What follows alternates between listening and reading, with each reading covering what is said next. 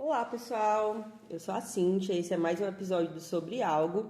E hoje a gente tem a estreia do Davi aqui como um dos hosts do nosso podcast. E o Davi vai se apresentar agora. E aí, Davi, tudo bom? Tudo bom? Olá, pessoal. Eu me chamo Davi, sou aluno de graduação do curso de Letras em Inglês da UES aqui e hoje estamos aqui para conversar um pouco sobre, a carreira maravilhosa dessa professora, cineasta, e produtora cultural aqui da nossa região de Iguatu, do Ceará, né? E é uma pessoa incrível e a gente vai debater sobre muitas coisas legais sobre a carreira dela. Vai ser uma conversa bastante legal. Pronto, como o Davi falou, já a gente tem uma convidada mais do que especial. Se a gente está fazendo um podcast hoje, um filme, várias coisas, com certeza é por causa dela, que está sempre incentivando e ensinando mais sobre cultura, sobre cinema, sobre educação pra gente e sobre a vida, nossa mãezinha. Ai, meu Deus! Então, o nosso episódio de hoje é com a Sara Benvenuto, que é uma cineasta e professora, e a gente vai apresentar um pouco sobre a carreira dela aqui agora. Sara é nascida em Iguatu, é uma cineasta, roteirista, professora, tradutora e pesquisadora apaixonada pelo mundo do cinema e pelo poder da acessibilidade. Desde o início de sua jornada, a universidade trouxe Sara ao mundo do cinema, mas sua determinação e talento a levaram a voar muito além das telas. Com inúmeras produções cinematográficas em seu currículo, ela não apenas conta história, mas também quebra barreiras com a sua dedicação à tradução audiovisual acessível. Do Brasil aos Estados Unidos, Sara aprimorou as suas habilidades e contribuiu para a indústria cinematográfica de forma inovadora, tornando-se uma referência na inclusão de pessoas com deficiência visual em suas produções. Além disso, sua dedicação ao ensino de língua inglesa e literatura reflete seu compromisso com a educação e a formação de novos talentos do campo do cinema e da tradução audiovisual. Hoje, Sara é uma voz poderosa na luta pela acessibilidade e pela valorização do cinema como meio de expressão e inclusão social. Pronto, e agora eu queria que a Sara falasse um pouco. Seja bem-vinda, Sara. Oi, gente. Bom, muito obrigada. Eu ainda tô assim impactada. Eles não me avisaram que ia ter esse texto, certo? Bom, E é só um gente, pedaço dele. é um pedaço, né? Bom, mas eu fico muito honrada de estar aqui. Obrigada pelo convite, obrigada, né, pelo reconhecimento. Eu sei que, apesar do que muito que tá aí, eu sei que é amor de vocês, mais do que a minha competência. Mas eu fico super feliz de estar sendo aqui reconhecida e convidada, né? Porque eu sei que esse podcast é maravilhoso e é super doce, né? Então eu fico feliz de ser parte dele também. A gente que agradece. E pra gente é uma honra ter você aqui. Quando a gente pensou em fazer episódios com entrevistas, obviamente seu nome foi o primeiro que veio na cabeça de todos nós. Você só enrolar. Entendi. Entendi. E pra gente começar, eu queria fazer uma pergunta de como foi assim a sua primeira experiência com o cinema e o que te motivou a seguir nessa área. Bom, a minha experiência foi parecida com a de vocês, né? Eu tive a sorte de ter uma professora, né? Então, eu tive uma professora que foi super aberta. Ela não era uma professora cineasta, assim, mas ela era uma professora muito aberta. E na faculdade de letras que tinha, né, esse lugar com a literatura, com a narrativa, eu percebi que eu teria espaço para algo que eu já amava muito. Eu já amava muito desde o VHS, da minha geração, né? Talvez vocês não saibam o que é o VHS, mas da minha geração a gente teve a fita cassete, né? Então o VHS, que era uma forma da gente acessar o cinema, videolocadora. E eu amava fazer isso, desgravava todas as fitas do meu pai, né, e da minha mãe com os shows de Bethânia, de Gal, coisas clássicas, maravilhosas, e eu gravava a banheira do Gugu,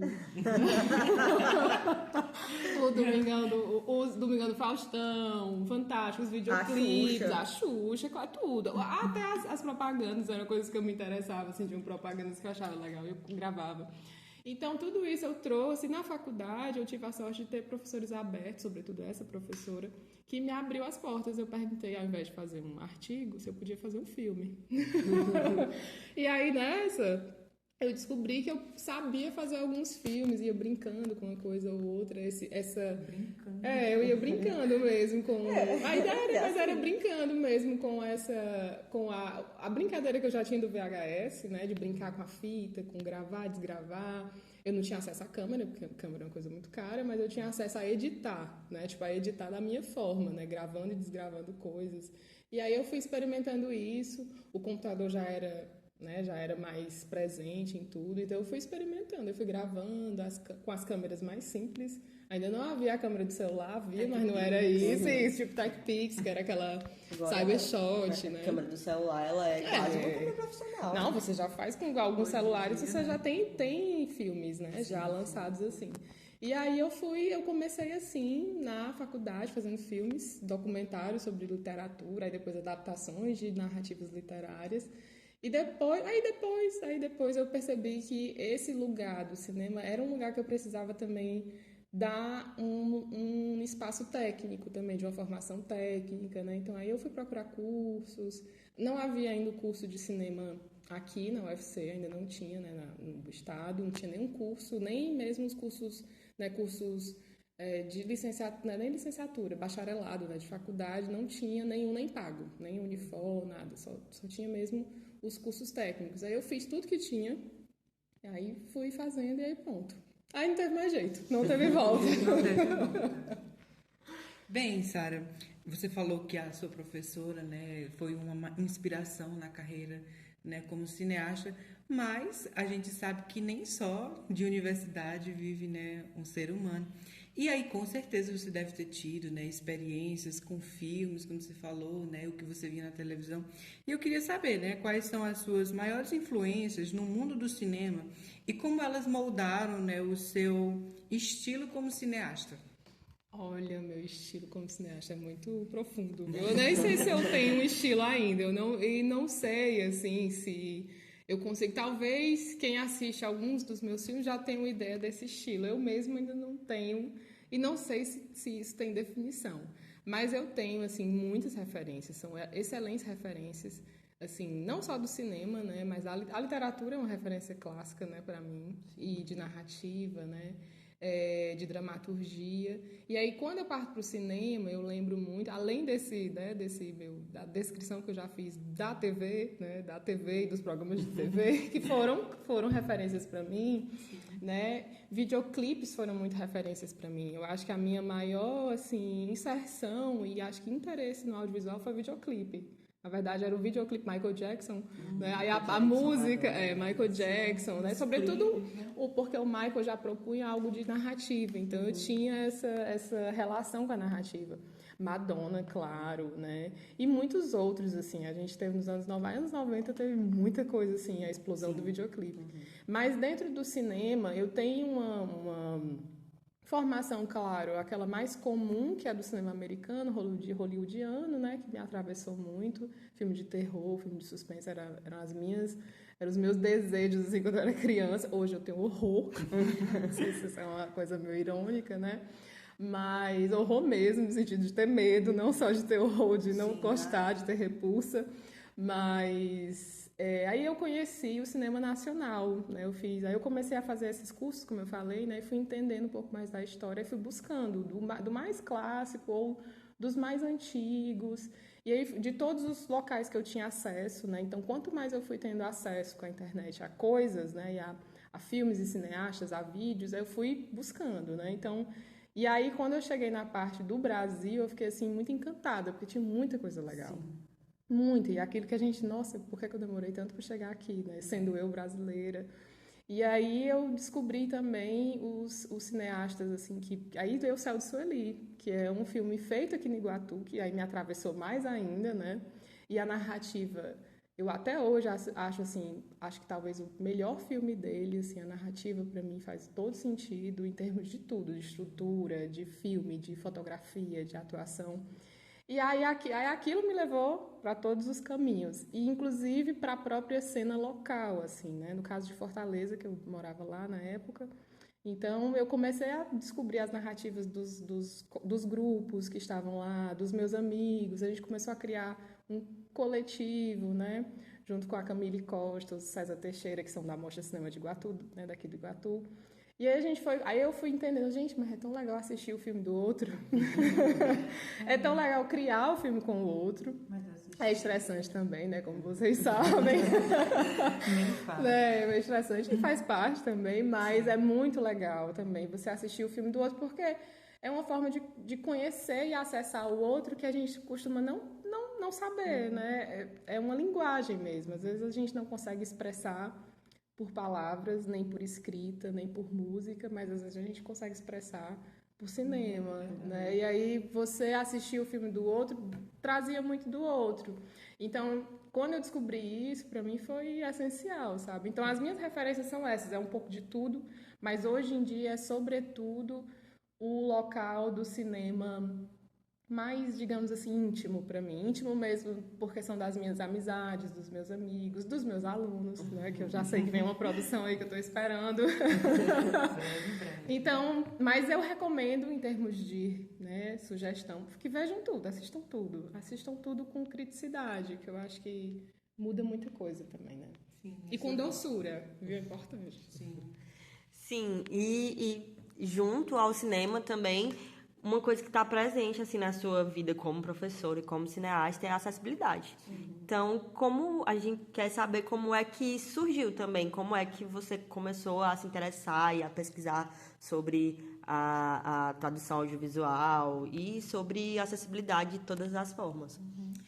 Também foi na faculdade, né? Eu também tive, assim, uma professora, né? No caso, a Vera Lúcia Santiago, que foi a minha mentora, né? Desse tema, inclusive, foi minha orientadora até hoje, né? Foi no mestrado, foi no doutorado, então é uma grande parceira. E aí eu tive acesso por meio da faculdade, mas acabou que eu confesso que eu entrei porque tinha cinema no meio, e tudo que tinha cinema era muito para mim. Mas aí eu fui pega no caminho, né? Na verdade, quando eu entendi que o cinema, né, e a tradução são muito conectados, né? Talvez até intrinsecamente assim conectados, fez todo sentido, né? E aí a audiodescrição, particularmente, né, que digamos, o meu objeto assim de pesquisa mais, né, talvez mais profundo no momento, eu acho que me permitiu fazer as duas coisas que eu amava, que era linguagem verbal e linguagem não verbal, né? Que era a linguagem audiovisual e o texto, e a narração, e a voz, e a dramatização. Então, eu acho que teve essa sensação assim de juntar tudo que eu amava, né? E essa foi o meu primeiro encanto. Aí depois, acho que muito menina, depois é que eu entendi como aquilo era nobre no sentido de social mesmo, né? Como aquilo, na verdade, não era sobre o que eu desejava e o que eu gostava de fazer, e sim sobre toda uma população que necessita desse recurso. E aí isso foi fazendo um sentido maior e foi me deixando também, inclusive, experimentar mais, né? Experimentar porque eu sabia para que público seria, né? Ou então entender para onde a gente poderia levar esse recurso, como é que a gente poderia reconstruir. Então, nesse momento eu ainda estou entendendo, certo? Na verdade, eu não tenho nada definido. Mas eu sei, assim, e sinto que essa é uma parte que eu curto. É claro que depois de uma pesquisa de doutorado, as coisas se modificam um pouco, né? Vocês devem entender, talvez quem esteja ouvindo também pode, talvez se identificar um pouco, mas as pesquisas científicas, apesar de eu ser uma cientista, uma pesquisadora, o método que é necessário, às vezes, é muito limitante para algumas pesquisas, né? E eu não quero dizer com isso que está certo ou errado, não, mas é porque é o que a gente sente. Então, a sensação que a gente sai depois de uma pesquisa, né, profunda como uma pesquisa de doutorado, é que você fez um desenho, né, um escopo, descobriu algumas coisas, mas que você, na verdade, descobriu assim, a ponta da cereja do bolo, não é nem a cereja, né? Então, a sensação que você sai é que você sabe menos. Trocando em miúdos, a gente sai sabendo um pouco menos, mas, ao mesmo tempo, a gente sai assim, compreendendo um pouco mais, né? E aí eu tenho a sensação de que agora, né, eu preciso voltar, talvez, para esse lugar de criar, de entender mais, com menos método, para voltar para a pesquisa. Para a pesquisa, não, para a criação acessível.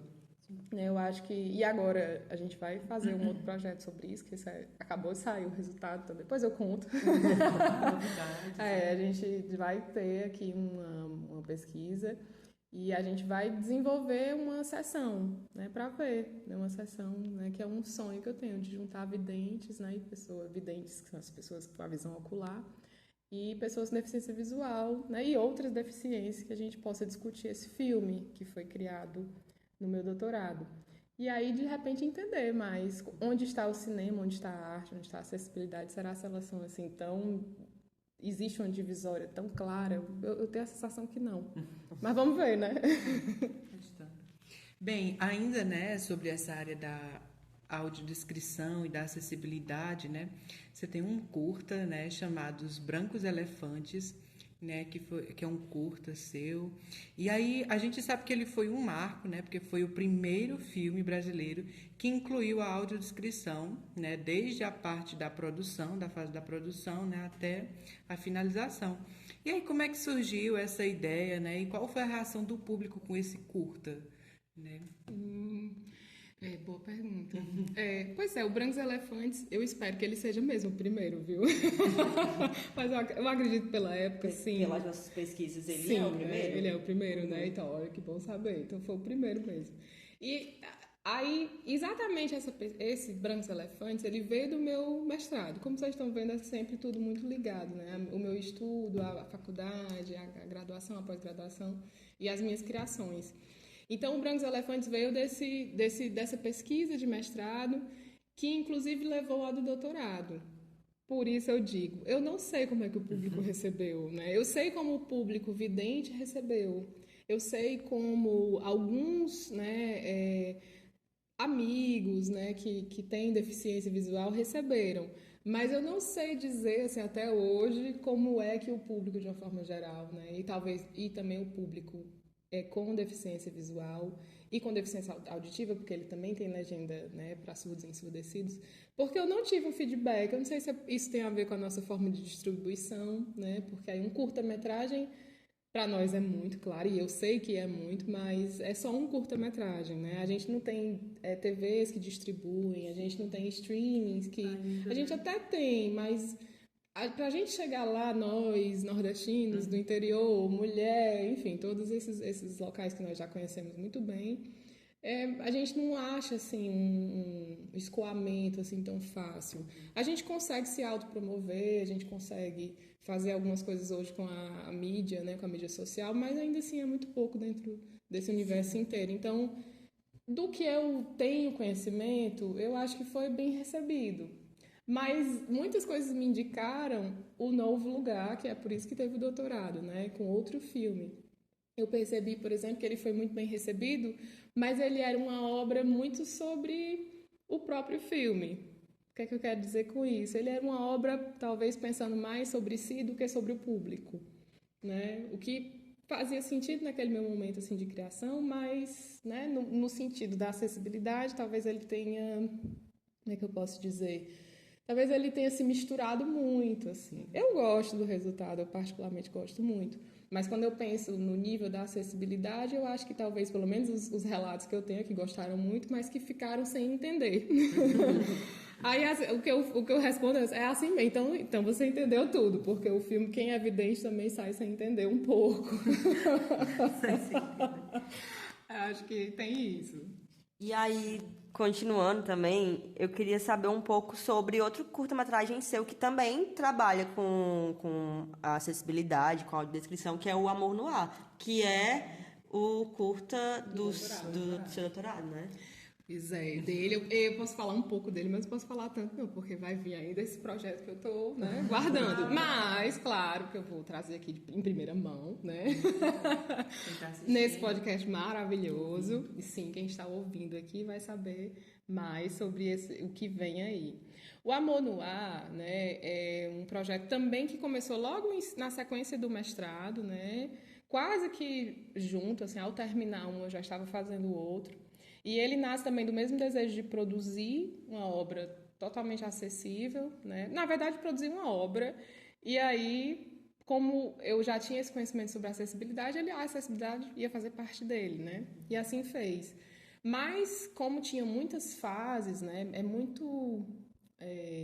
é complexo fazer um tipo de projeto assim, sobretudo porque você não tem dinheiro, né? Então, eu acho que do ponto de vista, inclusive, da produção, nem é difícil. Ainda mais hoje depois do doutorado, não é que é difícil, não é. Na verdade, é um processo técnico e criativo como todos os outros, né? Mas ele requer gente, ele requer dinheiro, ele requer, né? Então você precisa ter aquele mínimo para ser uma coisa digna, né? Para não ter que ficar pedindo a todo mundo para fazer tudo de graça para você, né? Que é péssimo, vocês sabem. Mas então por isso ele demorou mais por conta da própria produção da nossa, né? A nossa questão do cinema independente aqui e da tradução também, que são duas questões, né? O local de tradutor, o local de pesquisador, o local de cineasta, o local de mulher, muita coisa junto. Então ele demorou, mas ele também, o fato de ter demorado teve o lado bom, que é o fato de eu ter podido fazê-lo em camadas. Não foram muitas camadas. Ele primeiro foi feito com minha turma de alunos. A gente tem uma versão dele, a entrevista. Tá online, não sei dizer onde é que tá, mas tá. Se procurar a entrevista, deve aparecer. Vai estar no Vimeo, acho que sim. E já deve estar com a audiodescrição. Então, foi a primeira incursão, né? E ele, como sempre, eu adoro adaptações, né? Então, ele é uma adaptação do conto do Rubem Fonseca, Entrevista. E aí, nós fizemos a adaptação, que o roteiro, inclusive, foi uma das alunas, a Grace Oliveira, se eu não me engano. Ela fez uma adaptação, porque tem uma inversão de gênero, porque era uma questão muito clara de rivalidade de gênero e tal. E quando ela adaptou, eu adorei o roteiro. A gente fez diferentes roteiros e o dela ganhou. E aí a gente escolheu o dela para filmar, porque ela faz essa inversão. E também porque na hora que eu li, gente, isso aqui é um gênero noir. Isso aqui é um filme noir, né? Que é esse filme de estética, né? Francesa, digamos assim, mas que tem uma série de coisas de estilo, né, de suspense, terror e noir, né? E aí eu lembrei do, isso aqui tem a cara de amor no ar. Aí daí virou uma piada, mas depois eu, quer saber? Vai ser o nome do filme. Então começou como uma brincadeira. Começou o nome, né? O projeto era sério já, mas o nome e a forma como, o estilo, o gênero, isso foi de brincadeira. E aí depois a gente percebeu, aí a gente fez uma filmagem com os alunos, bem simples, mas bem legal mesmo. Aí depois eu consegui editar o da Vila das Artes, que era só para equipamento. Aí eu consegui foi na fase da minha junção de coletivo de amigos, cada um faz um filme e a gente vai trocando as nossas narrativas.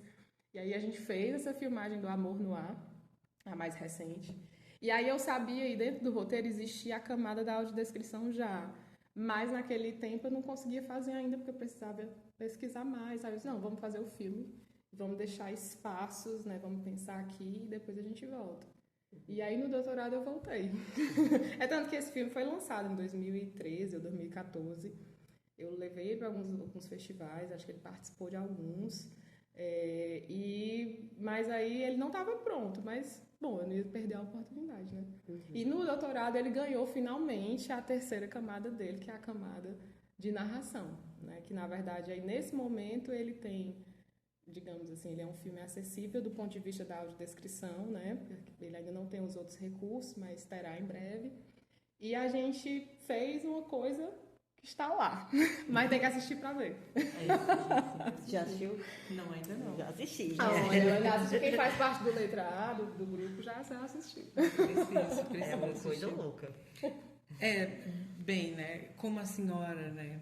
A Sara Mabel, a cineasta, ela é uma voz potente, né, sobre a acessibilidade, né, nesse gênero, o filme, do audiovisual.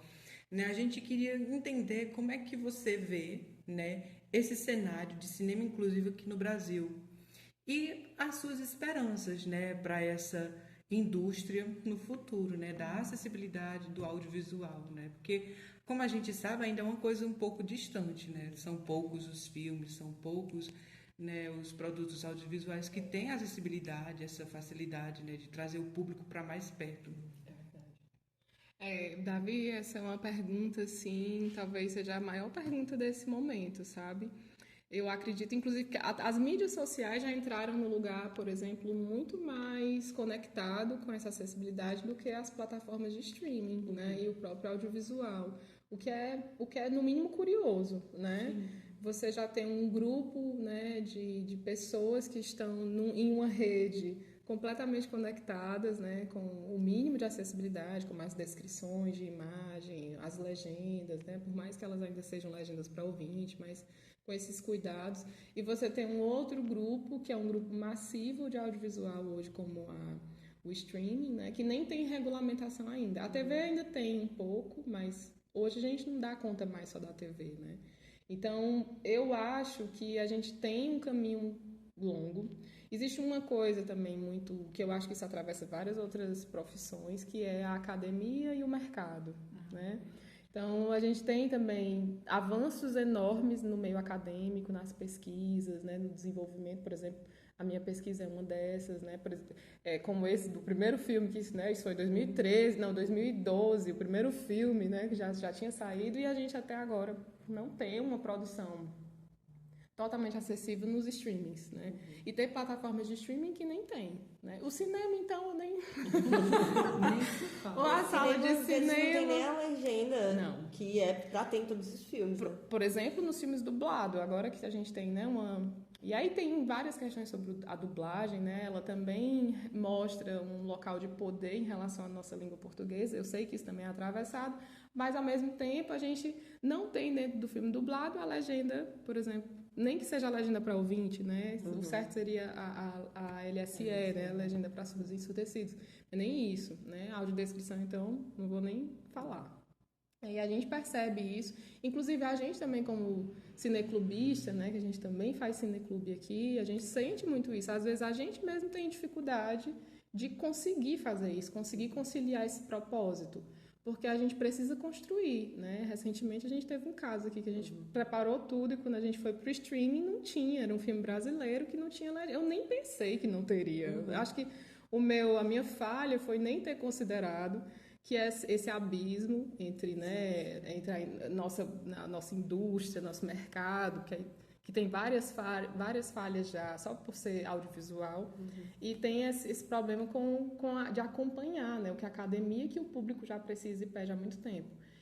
Então, assim, eu vejo que a gente ainda tem, sim, enquanto a gente trilha um, a gente trilha o outro, não, né, parece não ter a mesma demanda.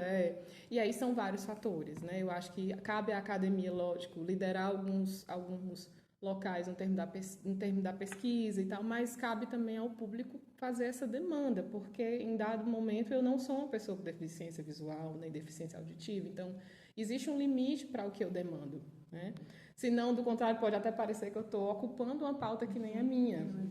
Né? Então, é preciso também que a gente consiga, inclusive, dialogar com esses grupos, criar, na verdade, esses grupos, eles são muito bem articulados, né?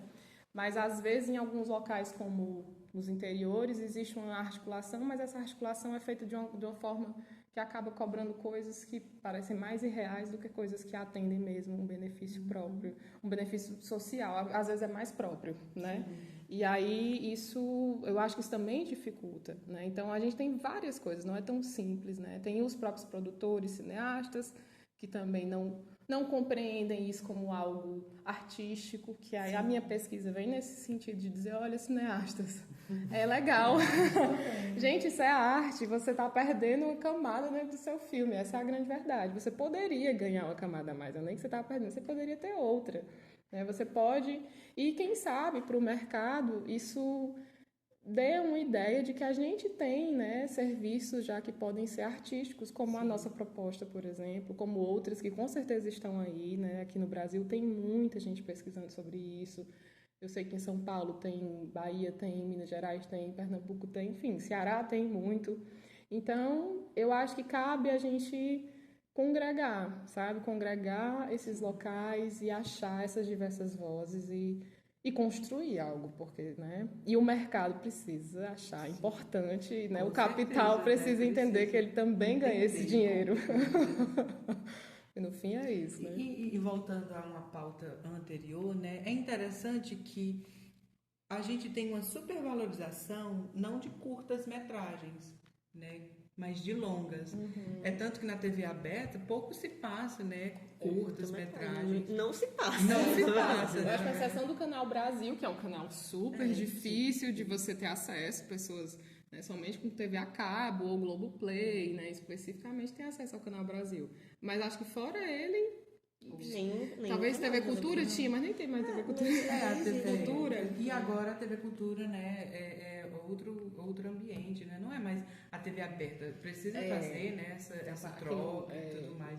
Mas é interessante ver que não existe, né, essa valorização de curtas, ainda mais brasileiros. Né? E existem vários curtas brasileiros que são perfeitos, maravilhosos. Sim. E que precisam, né, de serem vistos, de serem exibidos e ter esse reconhecimento, né? A gente super valoriza a cultura hollywoodiana, né? Os filmes bem produzidos, maiores produções, né? E esquece das nossas produções aqui no Brasil, né? Como a Sara tinha falado, que são produções muito belas, muito bonitas, muito bem construídas, né? O Céu de Sueli, As Meninas, um filme antigo, mas um filme muito bonito, muito bem construído, e vários outros filmes, né, que a gente pode citar do Brasil aqui, né, feito no Brasil. E que são muito representativos, né, porque você filmar a sua cultura, o seu lugar em diferentes momentos, né, históricos, né, da nossa, enfim, da nossa existência, assim, também cuidar de uma representação, né? Uma cultura, né? E falando sobre isso dos curtas-metragens, a gente não tem esse costume de assistir curta-metragem.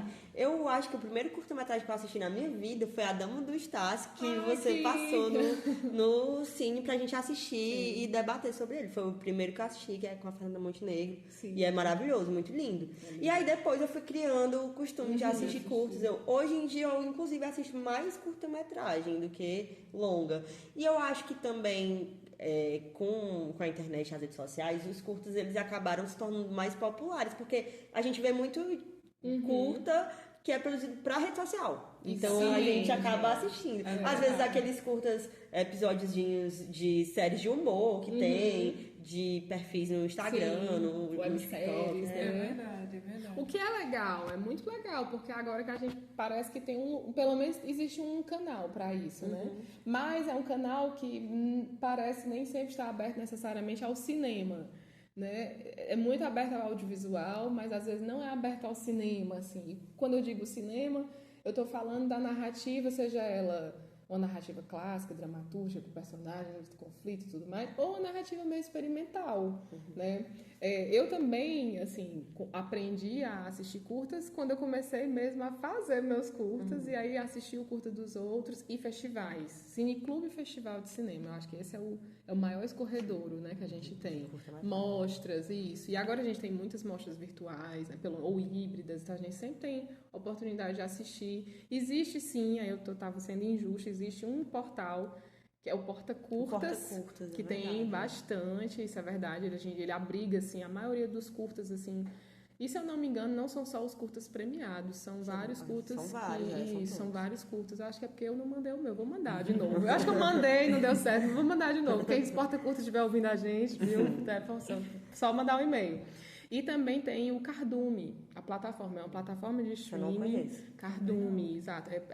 Depois vocês podem checar e colocar, mas acho que é cardume.com, é uma plataforma de streaming brasileira, se não me engano, e é só de curtas e média. Eu acho que deve ter longa também, se eu não me engano, eles tinham, pelo menos antes, uma parceria com a MUBI. Não sei se eles ainda têm. Posso estar fazendo... Não estamos recebendo nada, viu, gente? Não é público, né? Se for público, por favor, entre em contato com os meninos, eles merecem. Então, acho que a gente tem o Cardume, que é bem legal, mas é uma assinatura, enfim. É uma assinatura muito válida, lógico, né? Mas é isso, né? Isso já leva para um outro público, que não é o público da TV aberta, por exemplo. Sim. E aí, mudando um pouco aí do nosso assunto sobre cinema... Agora a gente vai perguntar uma coisa mais pessoal, que a gente sabe que sua vida tá corrida, que agora você é coordenadora do curso de letras, não é? Então a gente quer saber como é que tá aí pra conciliar tudo isso, essa vida de cineasta, professora, tradutora, Uma mulher que faz tudo, a mulher não para. Ela não para, amarranha ela, gente, amarranha ela. Gente, assim, inclusive eu gostaria só de registrar que essa entrevista está acontecendo no meu primeiro dia como coordenadora oficial. Eles me pegaram a estreia. Eles estão aqui quase me enquadraram na coordenação, literalmente. Então isso resume muito, assim, desse lugar, né? Hoje, então, a minha sorte é que eu consigo conciliar muita coisa, porque eu tenho a sorte de ter pessoas maravilhosas como vocês ao meu lado, né? E normalmente, isso é até interessante, porque a gente acaba, acho que talvez porque a gente está no interior, talvez não, mas a gente se encontra, né? E aí a gente percebe que os encontros são bons e a gente vai criando grupos, né? Sim. Inclusive isso até afasta outros grupos, né? Que é interessante também. Isso é uma forma também de deixar as coisas mais tranquilas, a meu ver. Então, me ajuda muito, assim, ter que lidar, né, com muitas coisas diferentes ao mesmo tempo, lógico. É bom para mim criativamente, assim, eu gosto de fazer muita coisa. Eu não sei não fazer muita coisa. Talvez seja ansiedade, mas eu já estou na terapia. Eu já estou em tratamento faz tempo, mas eu curto fazer isso, assim, eu curto. A coordenação foi uma designação, né? Não foi muito, assim, uma coisa que eu esperava agora, não era uma coisa que eu queria agora, mas já que eu estou aqui, assim, eu acho que talvez seja legal. Talvez, inclusive, eu consiga, a exemplo do que eu fiz com o cinema e com a acessibilidade, talvez eu consiga juntar algumas coisas. Essa é a minha esperança, né? Eu sinto, assim, que, às vezes, a academia, né, a universidade, ela tem mesmo, assim, muitas barreiras, né, que fazem sentido por um lado, mas que não fazem por outro. Então, talvez esse lugar da arte, esse lugar da criatividade, esse lugar de fazer muitas coisas ao mesmo tempo, talvez seja bom. Eu espero, né? Eu espero que seja bom. Mas é isso, nesse momento, assim, eu acho que eu só tenho mesmo que descansar. Descansar e trabalhar. Que dormir, né? Trabalhar e tentar fazer. Eu acho que tentar fazer de fato o que uma coordenação faz, coordenar. Eu sinto que eu coordeno as coisas, que eu consigo dar conta, porque é muita coisa. Então, se eu não conseguisse dar conta, eu tô botando fé que eu vou conseguir coordenar. Eu tenho conseguido coordenar coisas que aparentemente são muito opostas e tem dado certo. Então, talvez a coordenação, que nem é assim tão oposta e nem tão, digamos, distante assim da minha vida, feito, isso, né? da minha história e das minhas atividades, talvez isso seja até mais fácil do que eu estou pensando. Sim. Cansativo, sim, muito. Muito laborioso, sim, mas é isso também, né? Quem sabe agora a gente... Mas eu não estou só, então isso é muito bom. Nós contamos com a representação estudantil ótima, nós temos também novos colegas chegando aqui, então eu acho que a gente está num momento bem propício para que a minha coordenação de repente coordene. e não, na verdade, ou simplesmente esteja lá, ou simplesmente nem esteja lá, como a gente já teve em outros momentos.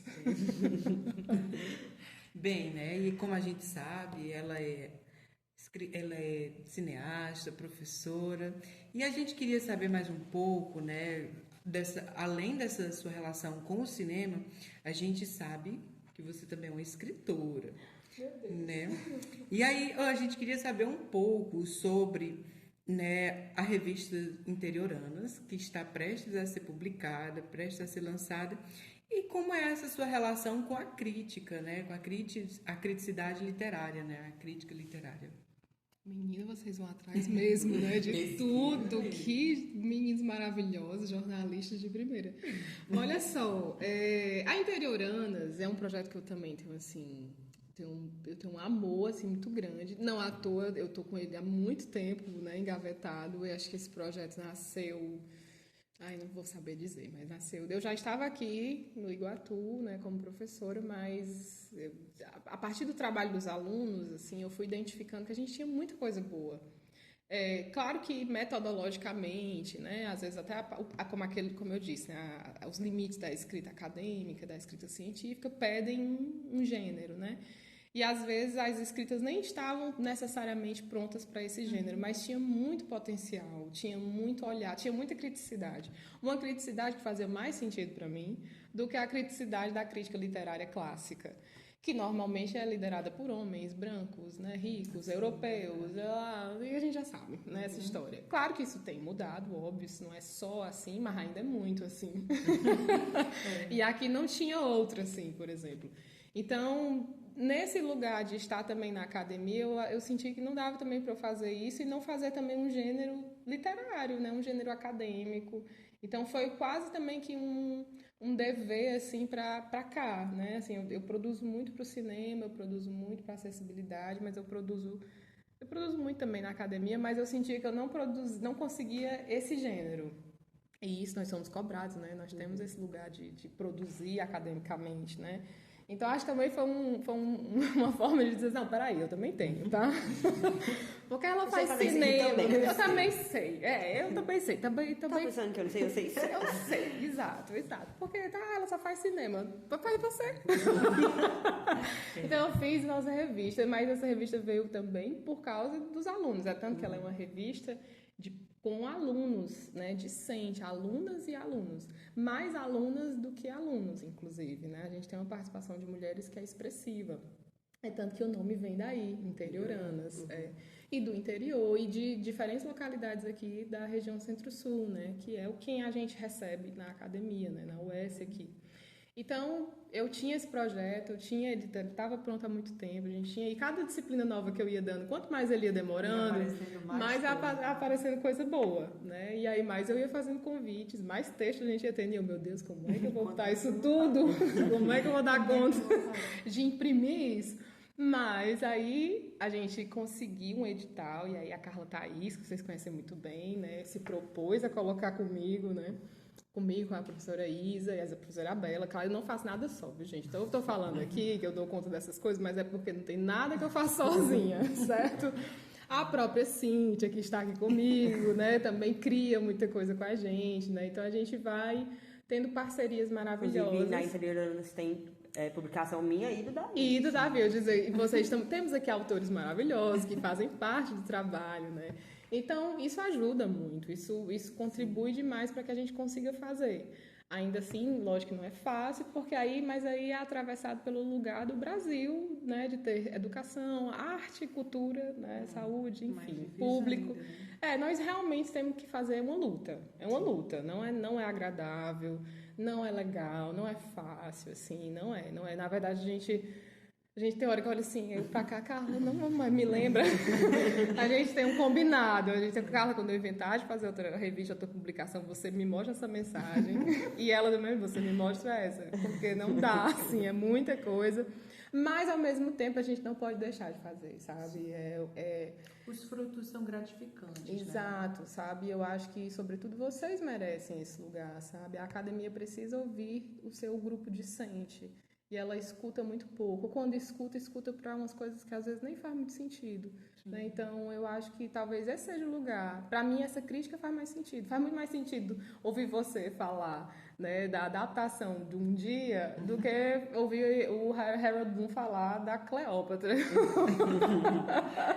verdade. São coisas, para mim, que são muito, muito pertinentes, as duas, né? Uma só, eu acho que a gente às vezes perde. Com seu valor, né? Exato, então eu acho que faz mais sentido, assim, a gente também ter esse lugar na academia. E aí, ter também professores que estejam ao lado disso, né? Que estejam exato, porque também é um gênero. Sim, como a senhora mesmo falou, né?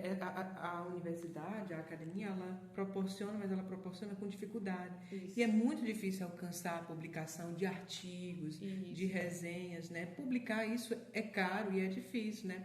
E com o apoio e com a ajuda de profissionais mais do que capacitados, né? A gente que tem interesse e vontade de escrever e publicar e produzir, né, vai conseguir, mas de forma só ninguém consegue.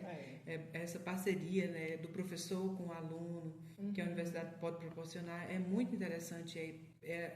Acho que o pilar, né, para a construção da educação. Né, é verdade, Davi. E claro, eu não posso deixar de esquecer, né, da parceria também da EdUS, né? E sim, claro, da Secult Ceará, que foi quem a gente conseguiu edital, né?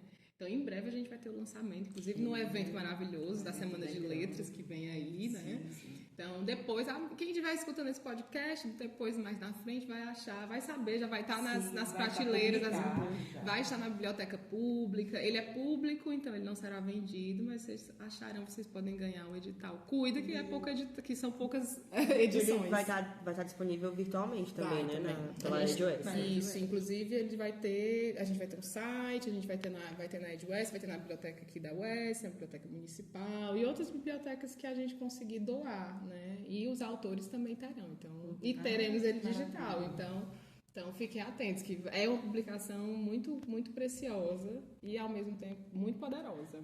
Acho importante. E agora, a gente deixou o melhor pro final, né? Sim. Só que a gente não ia falar do Sinalicerce. Eu ia dizer, olha, tá continuando. Então, essa próxima pergunta é sobre o Sinalicerce, assim, Bastiana, como é que surgiu a ideia do Sinalicerce primeiro e depois veio o Sim Bastiana, muitos anos depois, né, veio como uma necessidade, assim, para Iguatu, e como é que você acha que mudou, assim, a cultura do Iguatu, porque a gente que faz parte do Cine Bastiana, eu e Davi somos formados pelo Cine Alicerce, pelo Cine Bastiana, a gente sabe o quanto isso afeta na cultura da cidade de uma forma muito positiva. Gente, assim, eu sou do Iguatu, né? Então, eu sempre gosto de lembrar que eu sou iguatuense, nasci, me criei aqui, fui embora, mas voltei. E um dos motivos que eu fui embora era que eu achava que essa cidade não dava conta, assim, desse outro lugar, que era esse outro lugar, por exemplo, da arte, uma arte que tinha a ver com audiovisual, né? Ou então, um local também que não fosse tão desagradável para mulheres estar, né? Que continua sendo, mas isso tem mudado, né? Mesmo que devagarzinho, mas estamos aqui, né? Enfim, eu tinha necessidade de ter outro lugar.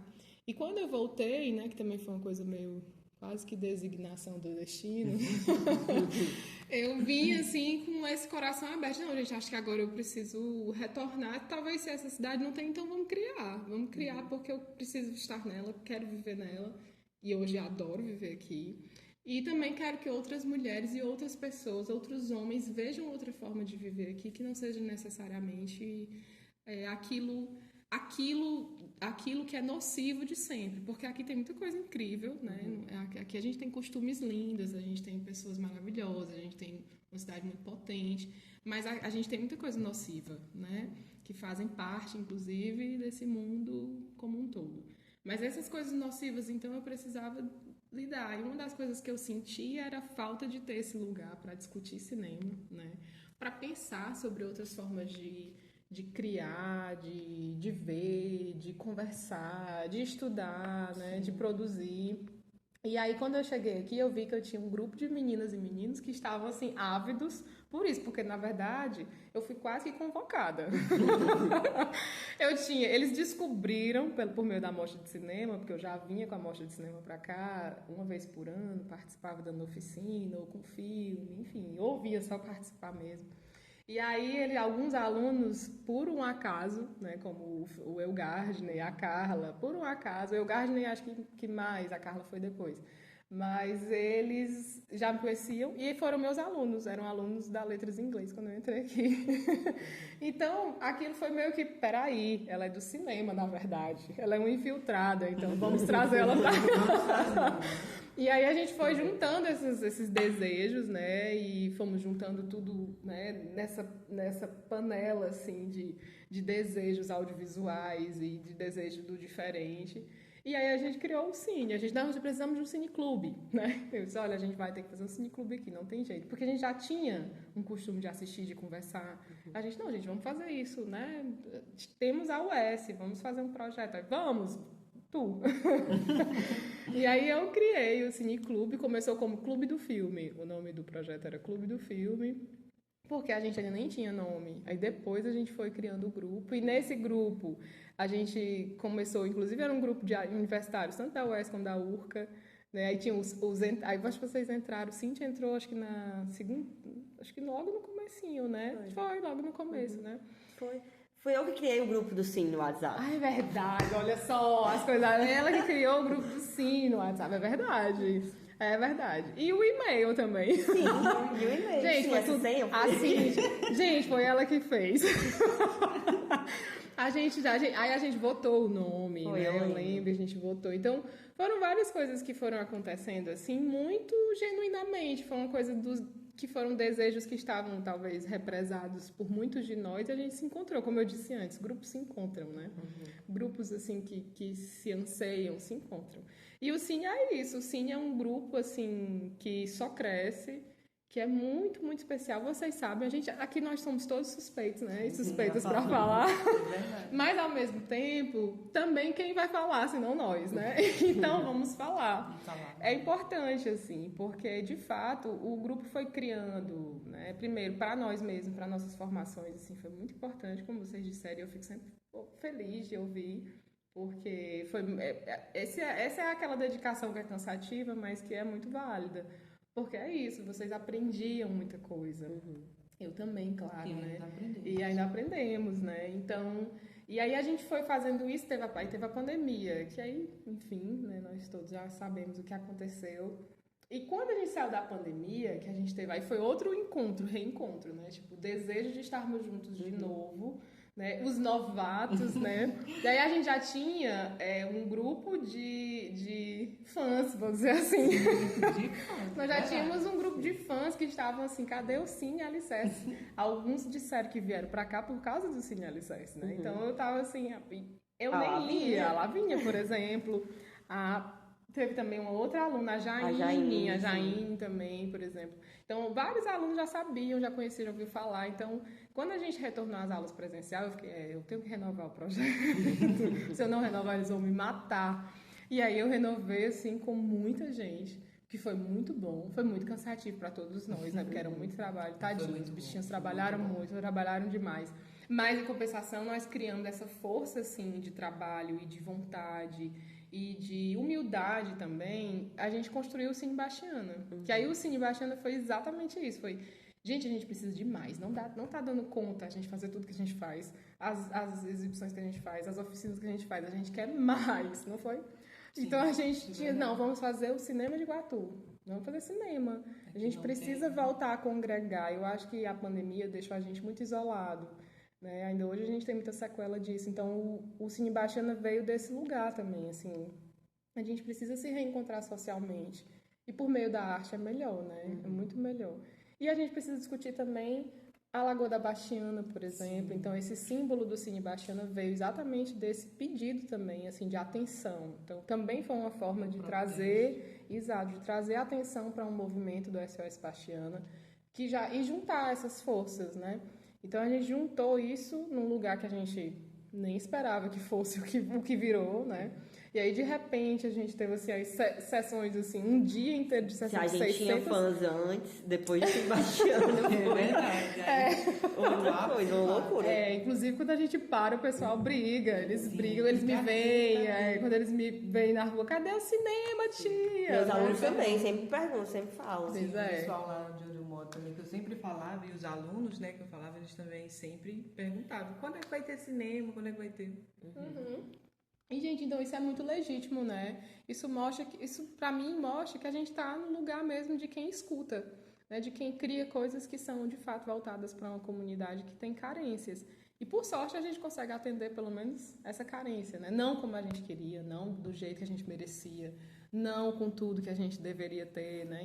Enfim, são outras questões, né? Por exemplo, da frequência que a gente fazia, né? Infelizmente, a gente não tem como fazer isso, porque a gente não tem como pedir mais ainda dos voluntários, a gente não tem como dar conta de segurança, de filme, de material, de gente.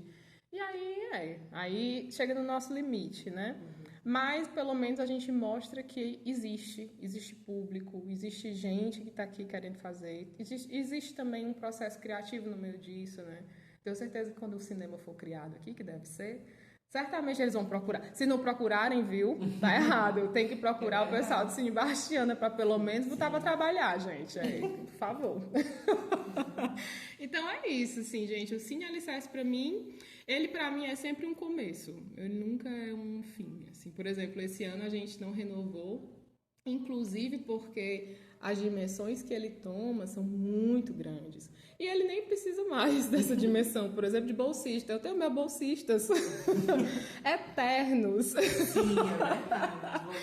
Que na verdade são os produtores, né? Não são mais bolsistas, né? A gente não precisa mais desses bolsistas, a gente já tem um produtor, a gente tem um coletivo que quer fazer isso. Então, todas as sessões que a gente faz, a gente tem os de sempre que estão aqui e mais alguns outros também que não estão aqui agora, mas que a gente sabe que sempre estão. Então, a gente já tem esse lugar, né? Agora, é claro, a gente vai continuar brigando pelo lugar digno, né? Pelos editais, pelo local dentro da própria universidade, pelo reconhecimento, porque a cidade já nos reconhece, né? Nós já nos reconhecemos, né? Mas faltam os reconhecimentos financeiros e institucionais, eu acho importante. São muito importantes também. Tanto quanto, ou mais. Só a vontade. Só a vontade, não dá certo. E só a vontade dá certo, uma vez a cada ano, né? Uma vez a cada mês, que é o que a gente consegue. O pessoal pergunta, e o Cine Baixando? Não, gente, esse ano vai ser só uma vez por ano, e se muito, 2, né? Que é o que a gente humanamente consegue fazer. Mais do que isso, aí a gente precisa de patrocinadores, a gente precisa de pai e mãe. Na verdade, vou e volto, porque pai e mãe já tem muito, né? Sim. Ainda sobre o Cine, né, é interessante porque eu não tinha muita noção, né, quando eu cheguei, né, e eu fui abraçado por esse projeto maravilhoso, fui acolhido. E aí eu não tinha muita noção do espaço cinematográfico, do ambiente do cinema, né, e da linguagem audiovisual. E aí eu fiquei admirado de como é maravilhoso esse ambiente, esse lugar, né, da construção e da linguagem audiovisual. E é tanto que, ministrando as oficinas, né, do Cine, sempre participei das oficinas com gosto, né, e ainda hoje tenho ânsia, né, desejo, anseio mais ainda de ministrar mais oficinas sobre a linguagem audiovisual, porque é uma coisa, né, muito delicada e muito subjetiva e muito bela, né, na produção do curta. Eu até conversava com as meninas, né, com a Cíntia, e eu dizia que agora eu entendo a graça, né, de pegar a câmera e colocar a câmera, enquadrar e fazer sentido, né, a construção da narrativa. A teoria eu já tinha, né, de que precisava enquadrar a câmera para decidir, né, que mensagem passar, mas agora com esse local, né, de ver, de produzir, é outra coisa, é outro conhecimento, é outra, né, relação com essa arte tão bela, né, que o Cine ele tem, né, proporcionado para a comunidade de Iguatu, e é uma coisa muito, muito bela mesmo. E aí, né, a gente sabe que a Sara Mabel, ela é grande mesmo. E ela tem, né, um curta chamado Marco. Ele chegaram. Né? E a gente queria saber como é que foi, né, o processo de desenvolvimento desse filme, né? E quais são as suas expectativas para ele, né? Porque é um filme, um curta muito bonito, é um filme muito bonito que a gente já assistiu. E a gente queria saber qual é a sua expectativa e como é que foi esse desenvolvimento, né, desse curta, desse filme. Gente, olha, muito obrigada. Toda vida que vocês falam bem do filme, né, meu, assim, eu fico sempre, parece que é a primeira vez, porque por mais que, no caso da Cíntia, que participou até da realização, né, do Marco, Válvula, acho que você não estava, né, mas Marco, sim. É sempre, mesmo assim, quando eu escuto, é muito especial. Às vezes, sinceramente, é mais especial, pelo menos é mais significativo do que de críticas fílmicas, né? De críticos. Eu gosto muito do trabalho da crítica, claro. Inclusive, me entendo também como crítica de cinema em vários momentos. Mas eu sinto, assim, que quando eu escuto um aluno, ou um amigo, ou uma amiga me dizer isso, é muito significativo, porque eu sei, inclusive, que essa pessoa conhece um pouco mais da minha trajetória, né? Ou então conhece mais essa narrativa, conhece talvez um pouco desses interiores, né? Que essa narrativa traz muito. Então, muito obrigada, viu, Davi e Cíntia, por esse lugar, assim, de reconhecimento. O Marco é exatamente essa volta para o interior, né? E o Marco é um mergulho, assim, muito sincero, difícil, né? No interior de todas as formas, em todas as camadas, inclusive o meu, né? Então, Quando eu voltei, ele nasceu dessas minhas voltas, incursões pelo interior, porque antes de vir para o Iguatu eu comecei a dar aula na Universidade Aberta, né, na UAB, eu dava aula em diversos interiores menores do que o Iguatu, né, como Piqué Carneiro, Quiterianópolis, Santa Quitéria, enfim, de vários outros locais, que agora se for de Brejo Santo, então vários locais que eu já passei dando aula como professora. E nessas viagens, né, nem sempre o Guanabara ia até lá. Para quem não conhece o Guanabara, que é uma linha de ônibus aqui, expressamente assim, né, da nossa região.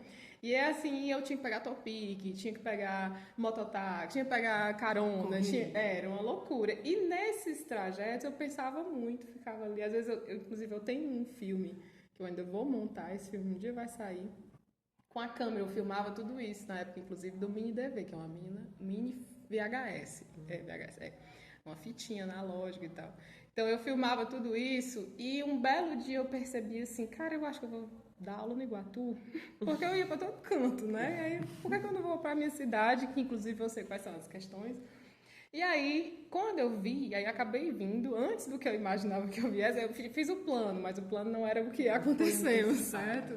Então, quando eu cheguei aqui, aí foi que eu entendi, gente, eu preciso voltar para esse lugar dessa narrativa de quem volta, né, para casa, né? O que é voltar para casa depois de um tempo?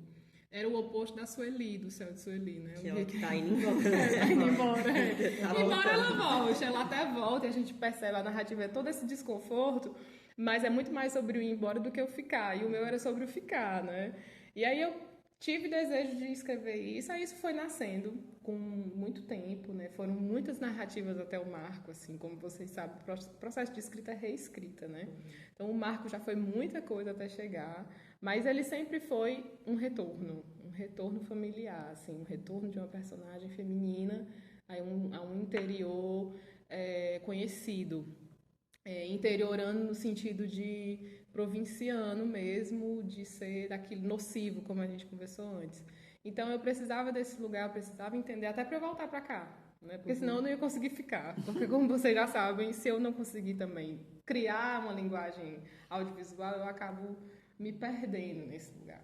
Então eu criei essa narrativa e aí, por sorte, ela foi contemplada em um edital, né? Então não foi só sorte, não. Ela também ficou legal. Foi muito trabalho. Foi só, na verdade, é o costume, né? Foi muito trabalho. E aí a gente conseguiu. E aí eu já estava aqui como professora. E foi ótimo, porque o Cine Alicerce entrou. Então a gente juntou muita coisa. As meninas participaram dessa filmagem.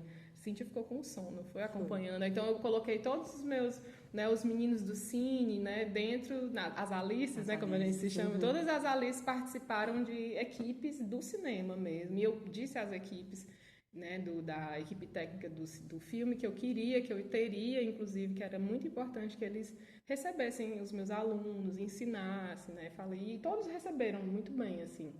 Então foi assim, eu nem tenho dimensão ainda do quanto o marco foi um marco mesmo. E não foi à toa esse nome, eu mal sabia, mas eu esperava, claro, eu suspeitava, por ser uma linguista, né, que o marco ia ecoar muito, né? Então, mas eu não tenho dimensão, e atualmente eu estou assim, tentando não ter a dimensão dele, porque ele acabou sendo muito maior do que ele era.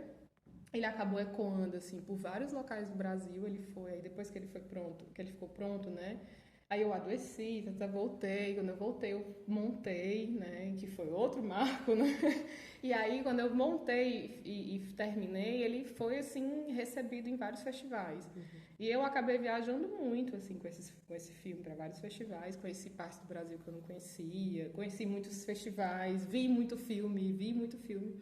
Outros filmes de outras pessoas. Conheci outros cineastas. Fiz muito minicurso. Então, assim, esse filme me abriu muitas portas dentro do cinema. E hoje, nesse momento, assim, ele ganhou um edital para roteiro de longa-metragem, o edital da Audi Blanc no ano atrasado, isso. E agora eu acredito que ele pode sair, não sei. Não sei, mas eu dei um tempo para ele, porque tem coisa que precisa de tempo, né? Então, vamos ver, né? Quem sabe ele não aparece por aí nos longa-metragens da vida, já que não assistem nossos curtas. Vai assistir o Vamos quê? fazer um longa pra ver se vai pra ou Netflix, me nota, ou Prime, não tem problema. HBO, todos são muito Todos, bons. não tenho preferência. Não tenho preferência, todo mundo, não tem problema. Então é isso, gente, assim, o Marco é esse lugar que está em nós, né? E aí a gente vai descobrindo ele com o tempo. E falando um pouco assim sobre a minha experiência no Cine e no Marco, na assistência, né, de produção de som, agora quando a gente foi gravar, eu sabia mexer no som por causa da época do Marco. Então eu fui lá e ensinei pro John, disse, amigo, é assim, ó. E aí deu certo lá, a gente conseguiu fazer por causa desse aprendizado que eu tive nessa época. E isso também do Cine, do Marco, é uma coisa que eu utilizo muito na escola também. Na escola a gente precisou produzir curta-metragem para um festival Uns que Inspiram. Então eu utilizei esses conhecimentos que eu tinha aprendido no Cine para ajudar meus alunos lá a produzirem as coisas deles.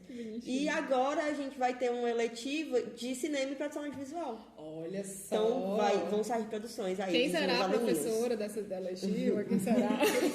Quem será? E aí, pra gente finalizar o nosso episódio de hoje, falando sobre tudo isso, que a gente falou, muita coisa, que a Sara não para um segundo. A mulher não para. Não para, segurem ela. A nossa última pergunta é sobre os momentos, assim, gratificantes e os momentos que foram mais desafiadores, assim, para você como uma profissional. E o que você aconselha para os jovens cineastas, e professores e pesquisadores que estão entrando nessa vida, nesse mundo agora? Eita, gente, mas também vocês, né? Olha só, assim, vou começar pela parte ruim, né? De desafios, digamos assim, não necessariamente ruim, mas de coisas mais, enfim, difíceis de viver. Eu acho que é mesmo esse lugar do reconhecimento financeiro, sabe? Esse é o problema. Acho que só tem esse problema. E apesar dele a gente consegue, né? Mas é muito injusto. Eu acho que esse é o maior desafio, assim, é fazer tudo tendo que pedir às pessoas para fazer. Ou tendo que trocar experiência tudo bem, é muito justo, né? Você ensinar. Eu dou minha força de trabalho, eu faço isso sabendo que isso é um produto, inclusive, caro, né? Se eu coloco um preço, de fato, no meu produto, na minha oficina, isso seria caro, né? Mas eu decido dar ele porque eu sei que é importante, né? Mas é muito injusto, assim, você pedir que a pessoa vem só aprender. Tudo bem, isso é legal? Mas não é justo. O legal é a pessoa conseguir aprender e ganhar o seu dinheiro, inclusive para saber que isso é uma profissão, né? Sim. Então, isso é o mais difícil, isso é o mais desafiador e é o mais, mesmo assim, irritante e frustrante. Mas, né, tem isso, que é uma coisa, e tem a outra coisa, que são vocês, né? São vocês. Eu acho que ver o quanto que isso reverbera, assim, em vidas, é muito, muito, muito especial, assim. Sobretudo nas vidas femininas, lógico, que é onde o meu calo aperta, né? Que é de onde vem minha existência e minha luta mais, assim, prioritária. E também de todas as vidas que são humanizadas, sabe? De tudo aquilo que é distante do local nocivo que eu já comentei, que normalmente é o local do macho velho, né? A gente sabe. A cultura patriarcal. Né? Então, tudo aquilo que eu vejo que se distancia desse lugar, todas as reverberações que vocês, sobretudo, fazem, né? Quando, às vezes, uma oficina que eu dei uma vez num sítio, não sei aonde, e de repente tem uma pessoa, uma menina, um homem que fez uma atividade que leva aquilo e que fez um filme, enfim, né, que virou professor, professora, sabe? Aí sim, em termos de riqueza, isso é muito mais rico do que o dinheiro, isso é verdade, assim. Então, é por isso que eu não paro. Eu não paro porque eu não posso parar mesmo, porque, inclusive, eu entendo isso como um local político mesmo, assim, de não deixar, não vou deixar morrer. Isso enquanto eu estiver aqui, galera, Não me matem, não. Mas não vai morrer, é isso. Não vai, enquanto eu tiver condições de dar esse lugar, sem também, né, dar minha vida, porque eu também já aprendi que a gente também não pode dar a nossa vida por isso, mas desde que a minha força consiga criar essas sementes, assim, é isso mesmo. Então faz parte, assim, então para mim é muito gratificante, assim, tudo, inclusive tudo, todas as sementes que saem, inclusive as sementes as que eu nem imaginava que iam sair, as que eu nem pensei que eu tinha semeado, né? Então, às vezes até as sementes que são extremamente diferentes de mim, né? E que parecem, inclusive, ser outra coisa, mas na verdade a força que essas sementes têm são frutos do que eu ensinei, possivelmente, né? Então, assim, isso é legal, isso é muito legal. E como recado, assim, para as futuras professoras, professores, cineastas, artistas em geral, dissidentes desse local patriarcal, por favor, eu diria, gente, assim, coragem, sabe? Assim, costume, né? Se acostumem, é isso mesmo, a gente vai ter que enfrentar. E que se divirtam. Tem muita luta no processo, tem muita irritação no processo, mas tem muito enriquecimento, muita coisa bonita, muita arte, e acho que tem também muita humanidade. Então eu acho que se existe algum propósito assim, terreno, nosso, humanos, talvez, me parece, o mais humano, né? Que a gente faça esse lugar e que vocês não se esqueçam que vocês estão lidando com a sua vida e com a vida do outro, né? Então, acho que se a gente pensar nisso, muita coisa se resolve. Sim. Então é isso, gente. Se joguem, não parem. Não parem. E é isso. Esse foi o nosso episódio de hoje. Mais uma vez, a gente queria agradecer a Sara por ter aceitado o convite. Sim. E espero que vocês gostem e pesquisem aí a vida da Sara, procurem ela no Vimeo, no Mapa Cultural do Ceará. Vocês vão achar muito mais coisas. No YouTube tem um monte de coisa. Eu ainda vou organizar isso um dia, mas botem lá que aparecem as coisas. Lattes dela. No meu Lattes. Esse não tem fim. Esse não tem fim, né? E é isso, pessoal. Beijo. Até a próxima semana.